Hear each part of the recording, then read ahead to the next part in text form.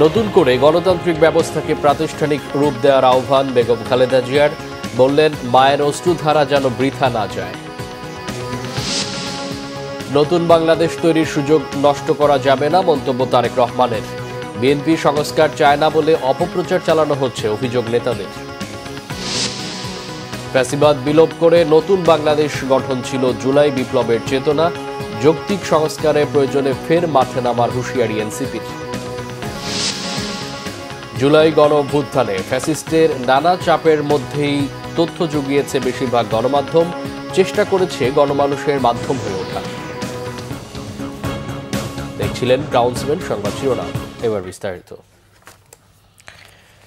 BNP chairperson Begum Khaleda Zia বলেছেন, ফ্যাসিবাদের পতনের ফলে সুযোগ হয়েছে নতুন করে বাংলাদেশ গড়ার। বলেন, নতুন করে গণতান্ত্রিক ব্যবস্থাকে দ্রুত প্রাতিষ্ঠানিক রূপ দিতে হবে। রাজনৈতিক দলগুলোর মধ্যে ঐক্য ধরে রাখার উপর জোর দেন বেগম খালেদা জিয়া। জুলাই গণ অভ্যুত্থান সূচনার বর্ষপূর্তিতে মঙ্গলবার বাংলাদেশ চীন মৈত্রী সম্মেলন কেন্দ্রে বিএনপি আয়োজিত সভায় ভার্চুয়াল বক্তব্যে তিনি এসব কথা বলেন। বছর ফ্যাসিস্টদের নির্মম অত্যাচার, নির্যাতন, গ্রেফতার, হত্যা, খুনের মাধ্যমে গণতন্ত্রকে ধ্বংস করে এবং এক দলীয় শাসন ব্যবস্থা চিরস্থায়ী করতে চেয়েছিল আওয়ামী শাসক গোষ্ঠী। ছাত্র জনতার সম্মিলিত অভ্যুত্থানের মধ্যে দিয়ে ফ্যাসিবাদদের পতন ঘটেছে। সুযোগ সৃষ্টি হয়েছে নতুন করে বাংলাদেশকে গড়বার। এই আন্দোলনে যারা শহীদ হয়েছেন তাদের জানাচ্ছি আন্তরিক শ্রদ্ধা, আহতদের সমবেদনা। তাদের এই আত্মত্যাগ জাতি চিরকাল মনে রাখবে। গুম, খুন, বিচার বহির্ভূত হত্যার শিকার যারা হয়েছেন তাদের তালিকা প্রস্তুত করতে হবে। দ্রুত বিচারের ব্যবস্থা ও রাষ্ট্রীয় স্বীকৃতি নিশ্চিত করতে হবে। প্রতিটি পরিবারের সম্মানজনক পুনর্বাসন ও নিরাপদ ভবিষ্যৎ নিশ্চিত করতে হবে। প্রিয় দেশবাসী, আমাদের সামনে যে সুযোগ সৃষ্টি হয়েছে নতুন করে গণতান্ত্রিক ব্যবস্থাকে প্রাতিষ্ঠানিক রূপ দেওয়ার, তা আমাদের দ্রুত সম্পন্ন করতে হবে।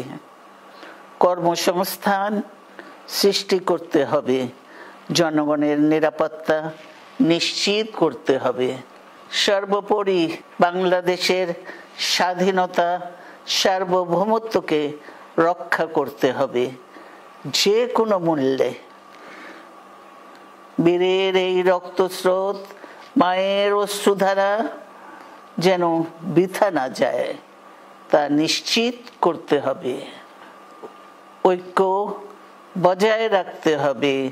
আসুন আমরা সবাই মিলে শহীদ জিয়ার স্বপ্নকে বাস্তবায়িত করি কোটি মানুষের নতুন বাংলাদেশের নির্মাণের স্বপ্নকে। সংখ্যানুপাতিক বা পিআর পদ্ধতিতে নির্বাচন ব্যবস্থা দেশে ঐক্যের পরিবর্তে বিভক্তি তৈরি করতে পারে, এমন শঙ্কা প্রকাশ করেছেন বিএনপির ভারপ্রাপ্ত চেয়ারম্যান তারেক রহমান। ভৌগোলিক ও রাজনৈতিক প্রেক্ষাপটে দেশে পিআর পদ্ধতির নির্বাচন আদৌ উপযোগী কিনা সবাইকে তা ভেবে দেখার আহ্বান জানান। বলেন, নতুন বাংলাদেশ তৈরির এই সুযোগ নষ্ট করা যাবে না। মঙ্গলবার জুলাই গণঅভ্যুত্থান সূচনার বর্ষপূর্তি সভায় ভার্চুয়ালি যোগ দিয়ে তারেক রহমান এসব কথা বলেন। রিপোর্ট করছেন ফররুক বাবু।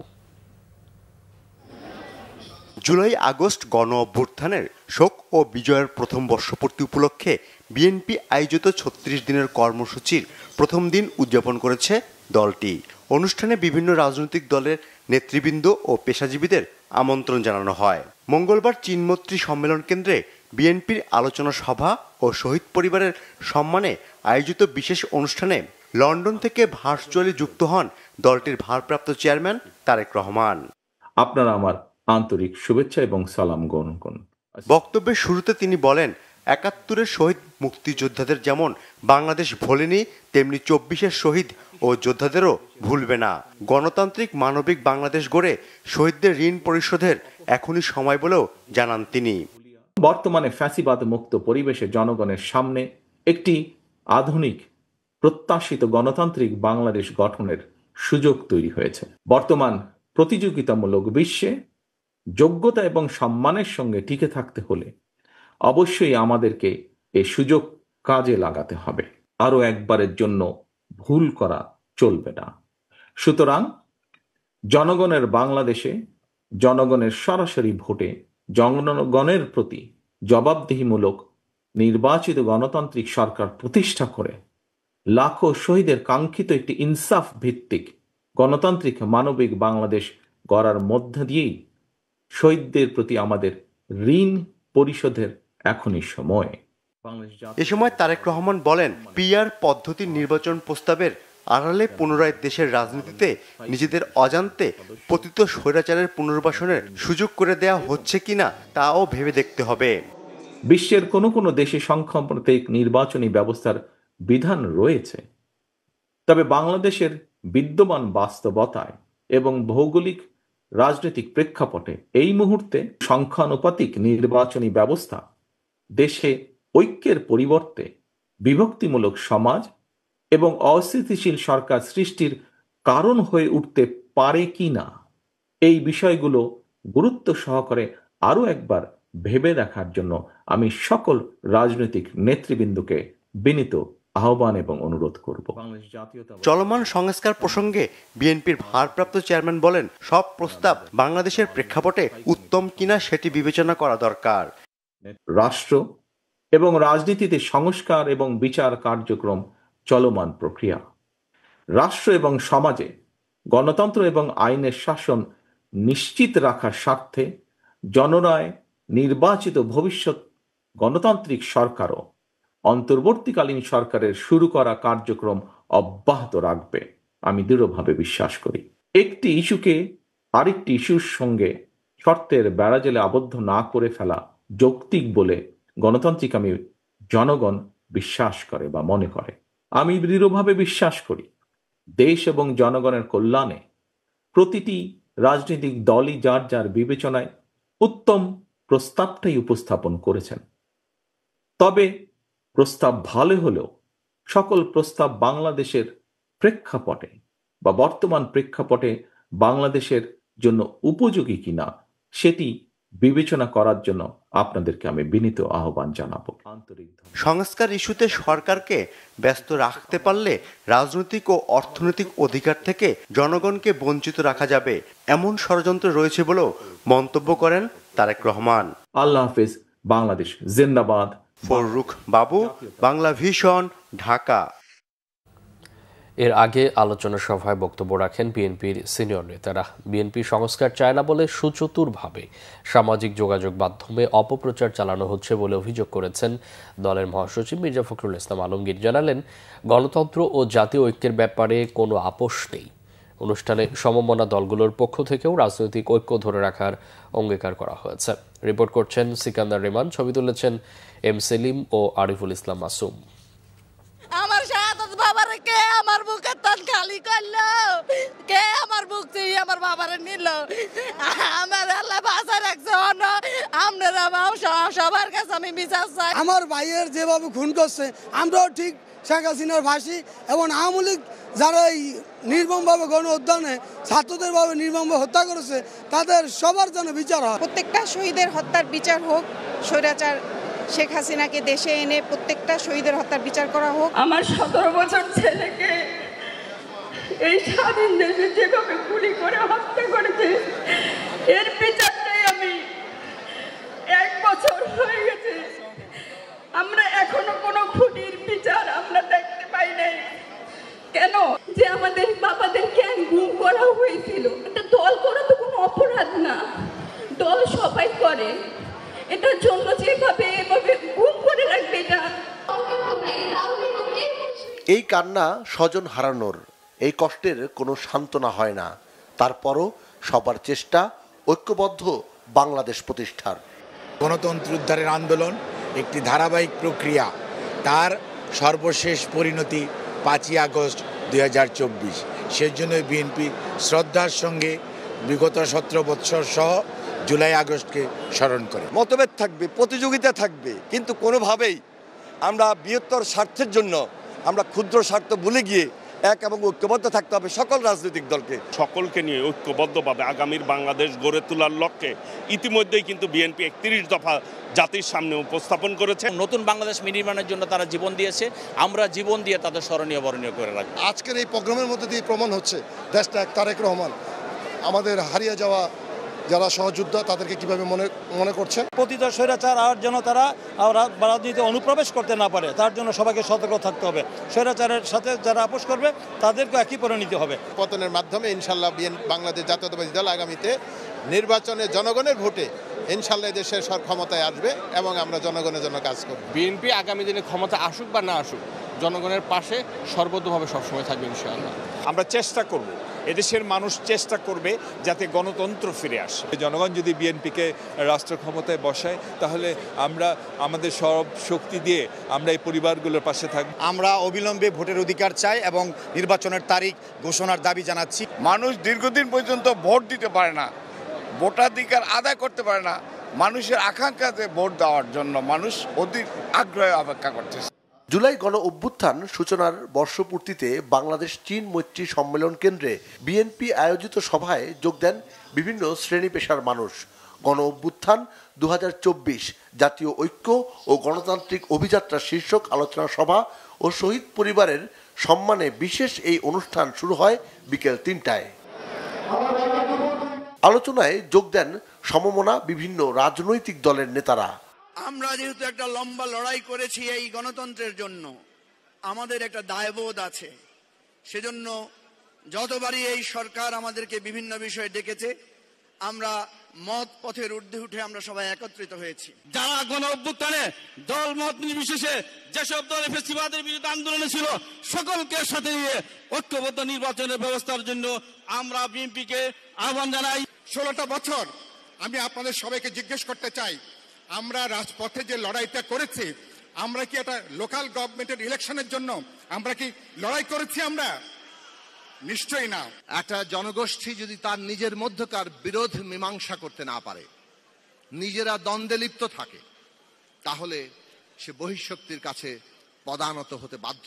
আগামীতে যদি আল্লাহ তাআলা আমাদেরকে দায়িত্ব দেয়, যাদেরকেই দায়িত্ব দেবে, আমাদের আওয়ামী লীগের এই বইটা হাতের সামনে রাখতে হবে, যাতে আমরা জীবনে যাই করি আওয়ামী লীগের মতো মানুষের হৃদয় থেকে উঠে না যায়। সংখ্যাগুরু নয়, সংখ্যালঘু নয়, আমরা সবাই বাংলাদেশি, সবার জন্য বাংলাদেশ আমরা সব দল মিলে গড়ব ইনশাআল্লাহ। আগামী দিনে আজকে যাদের মঞ্চে দাঁড়িয়ে আমি কথা বলছি, এই মঞ্চ আরো সঠিক নেতৃত্ব, যোগ্য নেতৃত্ব দিয়ে বাংলাদেশকে তার যোগ্য অভিধায় পৌঁছে দিতে পারবে। জুলাই আগস্ট গণ অভ্যুত্থান শোক ও বিজয় বর্ষপূর্তি কমিটির আহ্বায়ক রুহুল কবির রিজভির সভাপতিত্বে সভায় বিএনপি মহাসচিব মির্জা ফখরুল ইসলাম আলমগীর সহ দলের সিনিয়র নেতারা বক্তব্য রাখেন। আগামী দিনে আমাদের যে গণতান্ত্রিক অগ্রযাত্রা, সেই অগ্রযাত্রাতে আমরা দ্বিমত পোষণ করব, ভিন্নমত পোষণ করব, বহুমত পোষণ করব, কিন্তু আমরা স্বাধীনতার সার্বভৌমত্বের জন্য একই রাস্তায় এগিয়ে যাব। এটা ঐক্যের প্ল্যাটফর্ম হোক, যারা যা বলে বলুক, আমরা যদি যারা ঐক্যের কথা আমরা বলেছি, যদি আন্তরিকভাবে বলে থাকি, যদি মনে প্রাণে যদি মানি, তাহলে আমরা যে কোনো মূল্যেই হোক এই দেশকে সামনে এগিয়ে নেওয়ার জন্য একটা জায়গা তো ঐক্য মধ্যে পৌঁছবো। আমাদের ওই সমস্ত সন্তান, আমাদের ওই সমস্ত ভাই যারা নিহত হয়েছে, তাদের পরিবার, আমাদের সেই সমস্ত পঙ্গু সন্তান ভাইদের, তাদেরকে সামনে নিয়ে, তাদের মায়ের অশ্রুধারকে নিয়ে বীরের রক্তস্রোতকে যেন আমরা কখনো বৃথা হতে না দেই। আলোচনা, স্মৃতিচারণ ও আগামীর বাংলাদেশের বক্তব্যে পুরো অনুষ্ঠান জুড়ে আবেগঘন পরিবেশ তৈরি হয়। গণতান্ত্রিক শাসন ব্যবস্থা, আইনের শাসন ও মানবাধিকার প্রতিষ্ঠার কথা ছিল সবার কণ্ঠে। জুলাই আগস্টের চেতনা বাস্তবায়নে সবার আগে প্রয়োজন খুনিদের বিচার, এমনটাই বলছেন শহীদ পরিবারের সদস্যরা। সেই সঙ্গে সংস্কারের গুরুত্বের পাশাপাশি দ্রুত, অবাধ, সুষ্ঠু ও গ্রহণযোগ্য নির্বাচনের তাগিদ দিলেন তারা। যে নির্বাচনের মাধ্যমে একটি গণতান্ত্রিক সমাজ প্রতিষ্ঠা হবে এবং আইনের শাসন প্রতিষ্ঠা হবে বলে বিশ্বাস করছেন এখানে আসা সাধারণ মানুষ। সিকান্দার রেমান, বাংলা ভিশন, চীন মৈত্রী সম্মেলন কেন্দ্র, ঢাকা। প্রধান উপদেষ্টা ডক্টর মোহাম্মদ ইউনূস বলেছেন, ফ্যাসিবাদ বিলোপ করে নতুন বাংলাদেশ গঠন ছিল জুলাই বিপ্লবের চেতনা। সামনের পথ অনেক কঠিন হলেও বড় ধরনের সম্ভাবনাও দেখছেন তিনি। জুলাই আন্দোলনের বর্ষপূর্তি উপলক্ষে তেজগাঁওয়ের কার্যালয় থেকে মাসব্যাপী অনুষ্ঠানমালার QR কোড উদ্বোধন করে ডক্টর ইউনূস এমন মন্তব্য করেন। স্বৈরাচার আবারও কোনোভাবে যাতে মাথাচাড়া দিতে না পারে সেজন্য দেশবাসীকে ঐক্যবদ্ধ থাকার আহ্বানও জানান প্রধান উপদেষ্টা। অনুষ্ঠানে তিনি জাতীয় বিশ্ববিদ্যালয়ের 3 শিক্ষার্থীর হাতে শিক্ষাবৃত্তির চেক তুলে দেন। প্রফেসর ইউনূস বলেন, মাসব্যাপী কর্মসূচি শুধুই জুলাইয়ের সাথে সম্পৃক্তদের স্মরণ নয়, বরং একটি নতুন শপথ। জনগণকে গণতান্ত্রিক অধিকার সম্পর্কে সচেতন করতে হবে, পাশাপাশি সংস্কারের সুযোগ ধরে রাখতে হবে। জুলাই মাসকে গণজাগরণ এবং ঐক্যের মাসে পরিণত করতে দেশবাসীর প্রতি আহ্বানও জানান প্রধান উপদেষ্টা। জুলাই সনদ বাস্তবায়ন না হওয়া পর্যন্ত এক পাও পিছু হটবে না বলে জানিয়েছেন এনসিপির আহ্বায়ক নাহিদ ইসলাম। এছাড়া দেশের মানুষের অধিকার আদায়ে প্রয়োজনে ছাত্র জনতাকে সাথে নিয়ে আবারও রাজপথে নামার হুঁশিয়ারি দেন এনসিপির নেতারা। রংপুর থেকে শাহনেওয়াজ জনির ক্যামেরায় জুয়েল আহমেদের রিপোর্ট। গণ অভ্যুত্থানের সাহসিকতার অনন্য নায়ক রংপুরের পীরগঞ্জের আবু সাইদ। 2024 সালের 16 জুলাই শহীদ হন তিনি। তার মৃত্যুতে ফুঁসে ওঠে দেশের ছাত্র সমাজ। বৈষম্য বিরোধী আন্দোলন পরিণত হয় শেখ হাসিনার সরকার বিরোধী আন্দোলনে। জুলাই আন্দোলনের সূচনার দিন অর্থাৎ 1 জুলাই শহীদ আবু সাইদের কবর জিয়ারত করেন এনসিপির নেতারা। শোকাহত পরিবারকে সমবেদনা জানান তারা। এ সময় উপস্থিত ছিলেন হাসনাত আবদুল্লাহ, সার্জিস আলম, আব্দুল হান্নান মাসুদ, তাসমিন জারা, নাসির উদ্দিন পাটোয়ারি সহ কেন্দ্রীয় ও স্থানীয় নেতারা। দলটির আহ্বায়ক নাহিদ ইসলাম বলেন, জুলাই গণ অভ্যুত্থানে শুধু স্বৈরাচারী সরকার পতন আন্দোলন ছিল না, তা ছিল নতুন বন্দোবস্তের আন্দোলন। একটি দল পরিবর্তন বা ক্ষমতার হস্তান্তরের জন্যই গণ অভ্যুত্থান ঘটেনি।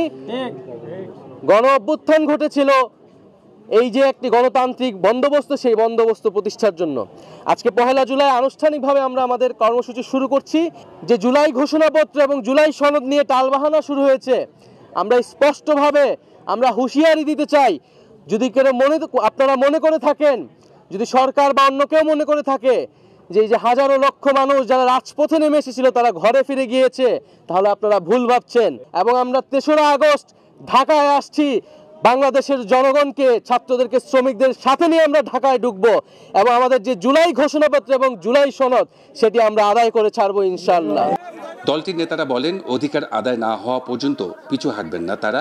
সরকারের সমালোচনাও ছিল তাদের কণ্ঠে। যতদিন পর্যন্ত না নতুন বন্দোবস্তের ভিত্তিতে, মৌলিক সংস্কারের ভিত্তিতে নতুন বাংলাদেশ গঠিত হবে, বৈষম্য বিরোধী বাংলাদেশ গঠিত হবে, বাংলাদেশে সামাজিক ন্যায় বিচার, সাম্য এবং মানবিক মর্যাদা পুনঃপ্রতিষ্ঠিত হবে, ততক্ষণ পর্যন্ত ছাত্র জনতার নেতৃত্বে জাতীয় নাগরিক পার্টি এনসিপির এই সংগ্রাম অব্যাহত থাকবে। যাদের উপর দায়িত্ব ছিল সেই নতুন বন্দোবস্ত কায়েম করার, ফ্যাসিবাদী বন্দোবস্তকে ভেঙে নতুন প্রত্যাশা বিনির্মাণ করার, পূরণ করার, সেই অন্তর্বর্তীকালীন সরকার সেই প্রত্যাশাকে পূরণ করতে ব্যর্থ হয়েছে। জুলাই শহীদদের আকাঙ্ক্ষাকে বাস্তবায়ন করতে ব্যর্থ হয়েছে। এদিকে মঙ্গলবার সন্ধ্যায় রংপুরের নগর প্রদক্ষিণ করে এনসিপির পদযাত্রা। স্থানীয় জেলা স্কুল মোড়ে পথসভার মধ্য দিয়ে শেষ হয় কর্মসূচি। এ সময় দলের মুখ্য সমন্বয়ক সার্জিস আলম বলেন, জুলাই অভ্যুত্থান পরবর্তী সময়ে কোনো আশা পূরণ হয়নি। অভ্যুত্থান পরবর্তী বাংলাদেশে বিগত 1 বছরে আমাদের যত আশা আকাঙ্ক্ষা ছিল সেগুলোর আমরা প্রত্যাশার সাথে প্রাপ্তির মিল পাইনি। এ কারণে আমরা মনে করি যে আগামীর বাংলাদেশে বিচার, সংস্কার এবং রাষ্ট্র গঠনের লক্ষ্যকে সামনে রেখে দেশ গড়তে জুলাই পদযাত্রা জাতীয় নাগরিক পার্টির জন্য আবশ্যক ছিল। দ্রুত জুলাই সনদ বাস্তবায়ন হবে এমন প্রত্যাশা দলটির নেতাকর্মীদের। জুয়েল আহমেদ, বাংলা ভিশন, রংপুর। জুলাই গণঅভ্যুত্থানে ফ্যাসিস্ট হাসিনা সরকারের নানা চাপের মাঝেই তথ্য জুগিয়েছে বেশিরভাগ গণমাধ্যম। সরকার বিভিন্ন সংস্থার চাপে হাত পা বাঁধা গণমাধ্যম গণ আন্দোলনের পক্ষে কাজ করেছে। যথেষ্ট ভূমিকা না রাখার অভিযোগও রয়েছে কয়েকটির বিরুদ্ধে। দেশজুড়ে ইন্টারনেট সংযোগ ও কয়েকটি টেলিভিশনের সম্প্রচার বন্ধ করে তথ্য আটকে দিয়েছিল ফ্যাসিস্ট সরকার। এর মাঝেও গণমানুষের মাধ্যম হয়ে ওঠার চেষ্টা ছিল গণমাধ্যমের। রিপোর্ট রিশান আস্ট্রোলার। সরকারি চাকরিতে কোটা বিরোধী আন্দোলন শুরু হয় 2024 সালের 6 জুন। শুরুর দিকে গণমাধ্যমের দৃষ্টি কম থাকলেও আন্দোলনের তীব্রতায় সেটি জায়গা করে নেয় টিভি নিউজের হেডলাইন ও পত্রিকার প্রথম পাতায়। জুলাইতে আন্দোলন তীব্র হয়ে উঠলে তখনকার শেখ হাসিনা সরকার তথ্য প্রচার না করতে এবং আন্দোলনের বিরুদ্ধে নেতিবাচক সংবাদ প্রচারে চাপ দিতে থাকে গণমাধ্যমগুলোকে। দেশ জুড়ে বন্ধ করে দেয় ইন্টারনেট সংযোগ। বাংলাভিশন সহ কয়েকটি টেলিভিশনের সম্প্রচার কয়েক দফায় হঠাৎ বন্ধ করে দেয় হাসিনা সরকার। জনগণের চাহিদা সবকিছু যেমন গণমাধ্যম পূরণ করতে পারেনি, গণমাধ্যমের অনেক ধরনের ব্যর্থতা আছে, দুর্বলতা আছে। আবার কিছু কিছু ক্ষেত্রে হয়তো গণমাধ্যম পেরেছে এবং আপনি বিপ্লবের ওই সময়কার সামগ্রিক প্রেক্ষাপটে যা দেখেন যে তথ্য এসেছে গণমাধ্যমের মাধ্যমেই কিন্তু এসেছে, এমন না যে আপনি অন্য কোনো বিকল্প মাধ্যমে পেয়েছেন। ডেফিনেটলি ওই সময় সোশ্যাল মিডিয়ার একটা বড় ভূমিকা ছিল, বাট এক্ষেত্রে প্রচলিত বা যেসব গণমাধ্যম তখন কাজ করেছে তারাও কম বেশি অনেকে চেষ্টা করেছে। আমি আবারও বলছি, এর মধ্যে কারোর চেষ্টা স্বপ্রণোদিত ছিল, কেউ হয়তো ইচ্ছা করে আত্মসমর্পণের জায়গাটা বেছে নিয়েছেন। গণঅভ্যুত্থানের প্রতিটি স্তরকে এই বেগবান করার ক্ষেত্রে গণমাধ্যম নানানভাবে ভূমিকা রেখেছে। এবং আপনি দেখুন, যখন টেলিভিশন চ্যানেলে গণহত্যার খবর দেখাতে পারছে না, সেই সময় সে যখন অন্য একটি সাধারণ নাটক দেখাচ্ছে বা এমন একটি ডকুমেন্টারি দেখাচ্ছে যেটাতে মানুষের কোনো আগ্রহ নেই, তখন মানুষও ওই গণমাধ্যম দিয়ে বুঝতে পেরেছে যে এই টেলিভিশন মূল খবর দেখাতে পারছে না। এই যে খবর দেখাতে না পারা, অর্থাৎ একটা চাপ তৈরি করা হয়েছে, এটাও কিন্তু মানুষের মধ্যে এক ধরনের প্রতিক্রিয়া তৈরি করে। সেই প্রতিক্রিয়ায় কিন্তু আমরা দেখেছি মায়েরা শিশুদের হাত ধরে রাস্তায় নেমে এসেছে। ফেসবুক বন্ধ হয়ে গিয়েছিল। আপনি যে বলবেন যে শুধু গণমাধ্যম নয়, সামাজিক যোগাযোগ মাধ্যম দেখে, না, এটা সম্ভব নয়। গণমাধ্যমই সে সময় মুখ্য ভূমিকা পালন করেছে। অনেক সাংবাদিক সেখানে ব্যাপক সাহসী ভূমিকা পালন করেছে। সাংবাদিকরা এই জুলাই যোদ্ধাদের মতো করে তারাও জীবনের ঝুঁকি নিয়ে সামনে এগিয়ে গেছে। বহু সাংবাদিক সে সময় রাতের বেলায় ঘুমোতে পারেনি, রাতের বেলা বাড়ি ঘরে ফিরতে পারেনি, প্রতিনিয়ত তারাও আতঙ্কের মধ্যে ছিল। কিন্তু একটা জাতি সবগুলি সেক্টর যখন এক হয়ে যায়, এক জায়গায় মিলিত হয় একটা মুক্তির আশায়, তখন একটা গণ অভ্যুত্থান হয়। সেটাই কিন্তু আমরা জুলাই দেখেছি। সুতরাং জুলাইয়ের এই গণ অভ্যুত্থানে গণমাধ্যমের ভূমিকা আসলে অনেক।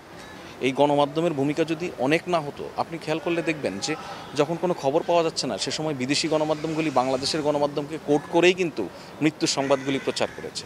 সুতরাং এই জিনিসগুলিকে আপনি উপেক্ষা করার কোনো জায়গা নেই।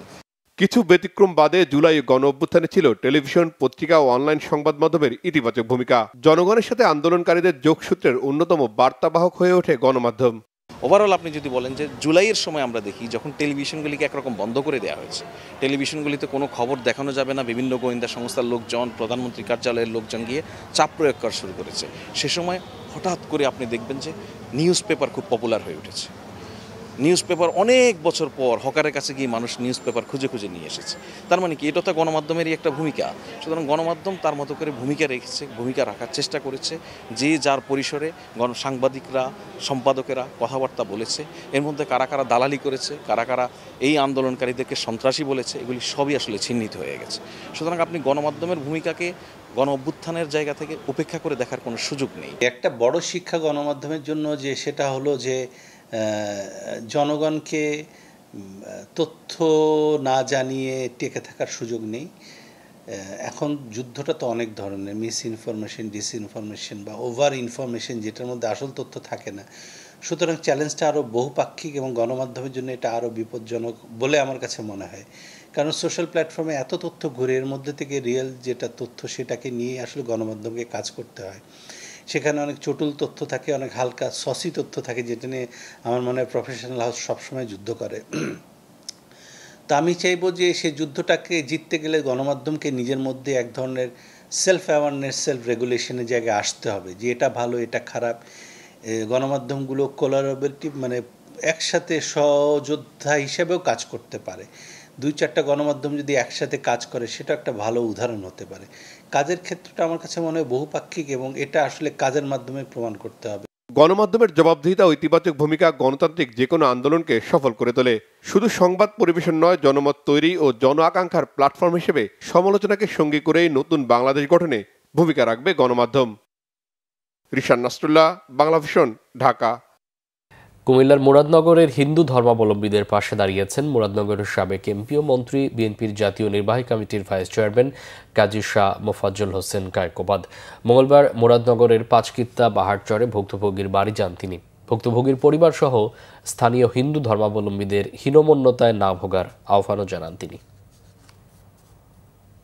মরহুম প্রেসিডেন্ট জিয়া রহমানের দল, বিএনপি খালেদা জিয়ার দল, বিএনপি তারেক জিয়ার দল, আমরা জীবন থাকতে বিএনপির বদনাম হতে দেব না ইনশাআল্লাহ।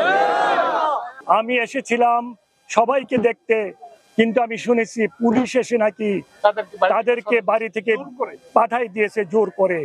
কেন পুলিশের এই ভূমিকা আমি জানতে চাই। আমদানি করা প্রসাধনী সামগ্রীর উপর আরোপ করা অতিরিক্ত শুল্ক প্রত্যাহার না করা হলে 7 জুলাই এনবিআর কার্যালয় ঘেরাও করা হবে, এমন হুঁশিয়ারি কসমেটিক্স ও টয়লেটিস আমদানিকারকদের।